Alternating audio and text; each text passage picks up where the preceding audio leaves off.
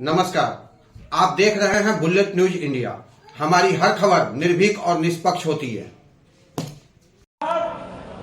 यदि ये सफल हो गए अपनी मंशा में, तो संविधान भी खतरे में है, चुनाव की प्रणाली भी खतरे में है, और जिन धाराओं का इस्तेमाल अंग्रेज तानाशाही कायम करने के लिए, लोगों को पकड़ने के लिए करते थे, उसी का ये इस्तेमाल करेंगे।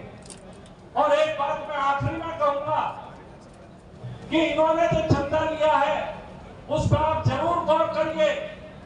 ये चंदा लेकर के, क्योंकि किसी पार्टी के कैरेक्टर को यदि पता करना है तो आपको ये भी पता करना पड़ेगा कि उससे तो चंदा किससे लेती है। अभी ये आंकड़ा सामने आया कि केवल 23 लोगों के पास 70% संपत्ति है। तो इस मायने में एक आखिरी उम्मीद की किरण और बहुत मजबूती के साथ डॉक्टर महेंद्र नागर जी हमारे बीच में एक विकल्प के तौर पे हैं। इस देश को बचाने के लिए, संविधान को बचाने के लिए, लोकतंत्र को बचाने के लिए, अपने अधिकारों को बचाने के लिए कोई विकल्प हमारे पास नहीं है। इनकलाब जिंदाबाद, डॉक्टर महेंद्र नागर जिंदाबाद, इंडिया गठबंधन जिंदाबाद। बहुत बहुत धन्यवाद। धन्यवाद। गंगेश्वर दत्त शर्मा, जिलाध्यक्ष CI2 गौतम बुद्ध नगर। भाजपा हराओ, लोकतंत्र बचाओ, रोजी रोटी बचाओ अभियान के तहत CI2 के कार्यकर्ता पूरे जनपद में, गौतम बुद्ध नगर में लगातार जनसंपर्क कर रहे हैं, पर्चा वितरण कर रहे हैं, नुक्कड़ सभाएं कर रहे हैं और इसके माध्यम से मेहनत कश आवाम से, मजदूरों से, किसानों से, महिलाओं से, छात्रों से, नौजवानों से अपील कर रहे हैं कि महंगाई बढ़ाने वाली, बेरोजगारी बढ़ाने वाली अमीर परस्त भाजपा को हराने के लिए इस बार सब लोग वोट करें, इंडिया गठबंधन के पक्ष में वोट करें, क्योंकि ये सरकार बड़े औद्योगिक घरानों के पक्ष में काम कर रही है, उन्हीं के पक्ष में नीतियां बनाई जा रही हैं।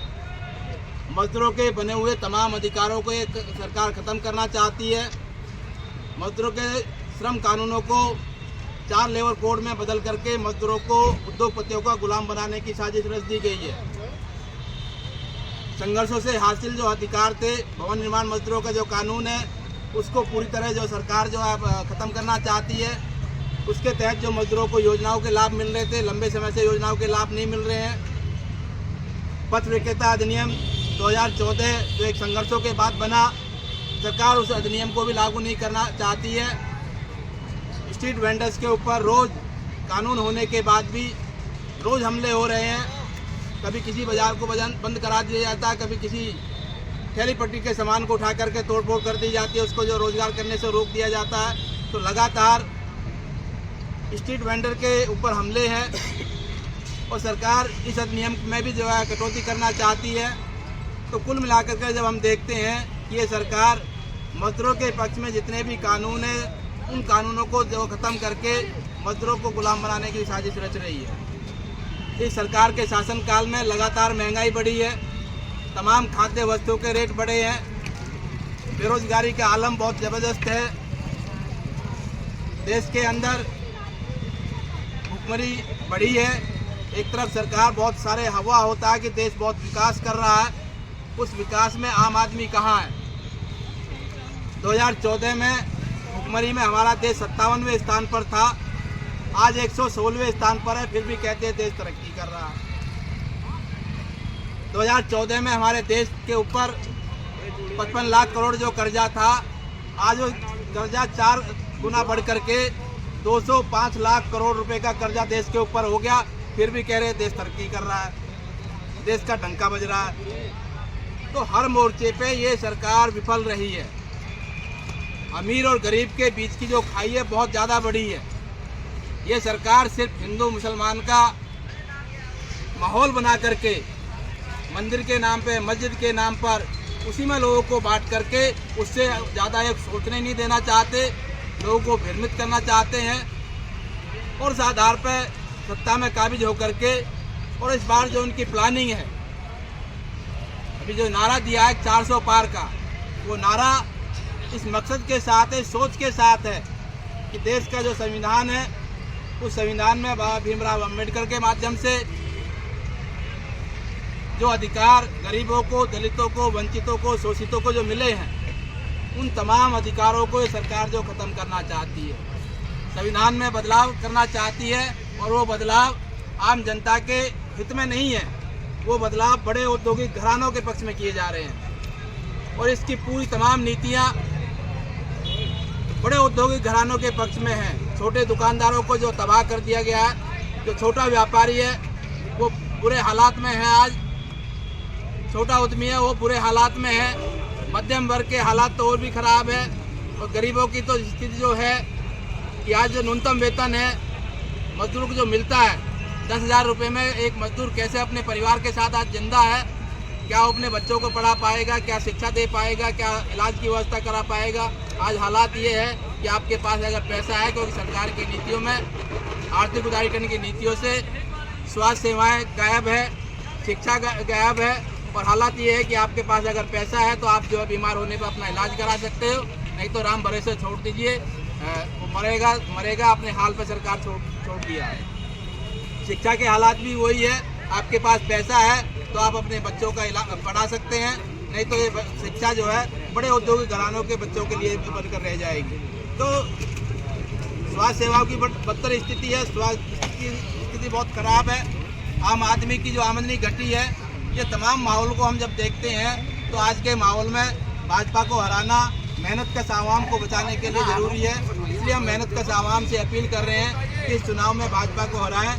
इंडिया गठबंधन के प्रत्याशी यहाँ पर जब हम देखते हैं कि माहौल को देखते हैं तो उनके सामने जो मजबूत उम्मीदवार हैं, इंडिया गठबंधन से समाजवादी पार्टी के उम्मीदवार हैं, जिनको आम आदमी पार्टी, कांग्रेस, CPIM कई सारी पार्टियों का समर्थन प्राप्त है। तीसरे कैंडिडेट बसपा के हैं, उनके जो हालात है अभी वो भाजपा के खिलाफ लड़ना नहीं चाहते हैं, तो बसपा को वोट करने का मतलब है कि हम जो भाजपा को फिर मदद कर रहे हैं। इसलिए हमारी समझ है कि यहाँ पर भाजपा को हराने के लिए हमें इंडिया गठबंधन के जो प्रत्याशी है डॉक्टर महेंद्र सिंह नागर, जिनका चुनाव चिन्ह जो साइकिल है, उस पर वोट दे करके जो है विजयी बनाए। हम ये नहीं कहते कि जो है ये लोग जो सत्ता में आएंगे तो बहुत बदलाव हो सकता है, या जो उससे पहले जो सरकार है उन्होंने बहुत बढ़िया कर दिया, लेकिन इतना फर्क तो आप हमारे साथियों को समझना पड़ेगा कि आज हमारा लड़ने का जो अधिकार है वो भी छिनने जा रहा है, बोलने का जो अधिकार है वो भी खत्म होने जा रहा है।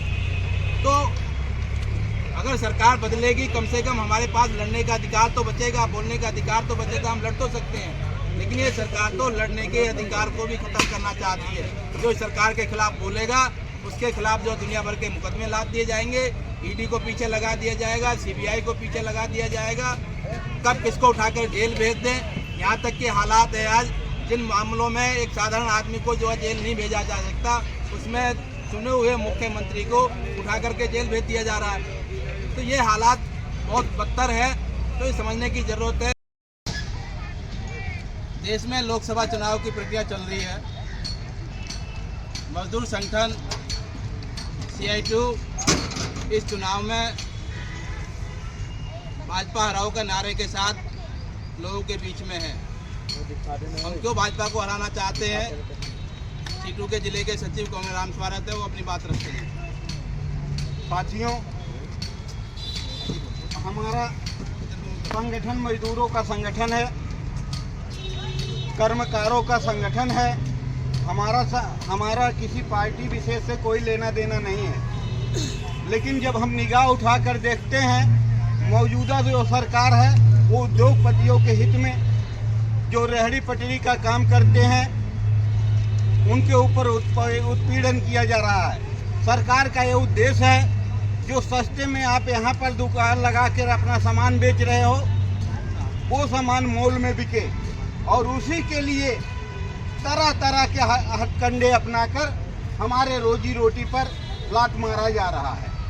इसलिए जो वर्तमान में सरकार है उसी का किया धरा है। साथियों, हमें अपने रोजगार के लिए जो हमारे रोजगार पर हमला कर रहा है, हमारा फर्ज नहीं बनता है कि हम उसको हराएं।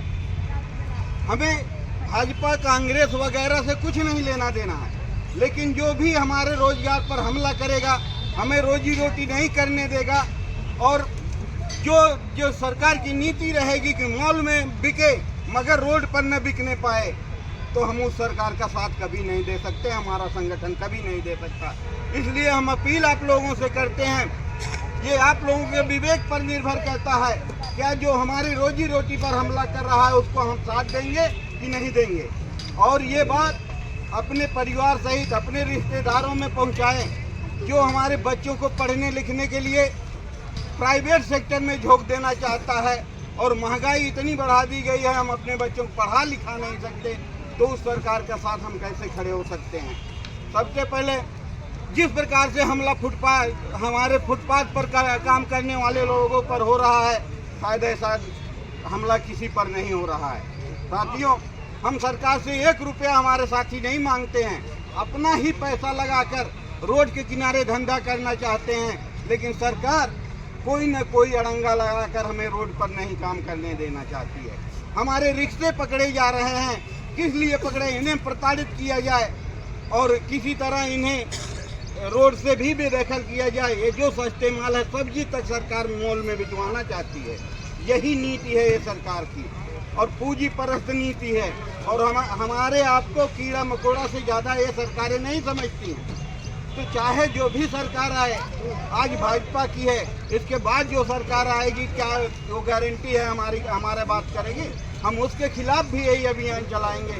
मैं इसी के साथ अपनी बात खत्म करता हूँ।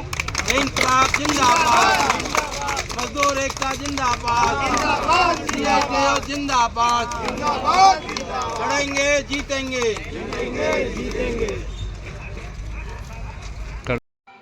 आप देख रहे थे बुलेट न्यूज इंडिया। जल्द मुलाकात होगी अगली खबर में। संवाददाता सोनू शाह के साथ Santosh Verma, news room, bullet news India. आपने अगर हमारे चैनल को सब्सक्राइब नहीं किया तो शीघ्र ही हमारे चैनल को सब्सक्राइब करें, लाइक करें और साथ में एक प्यारा सा कमेंट करें। हमारा यह चैनल आपको कैसा लगा? तब तक के लिए नमस्कार।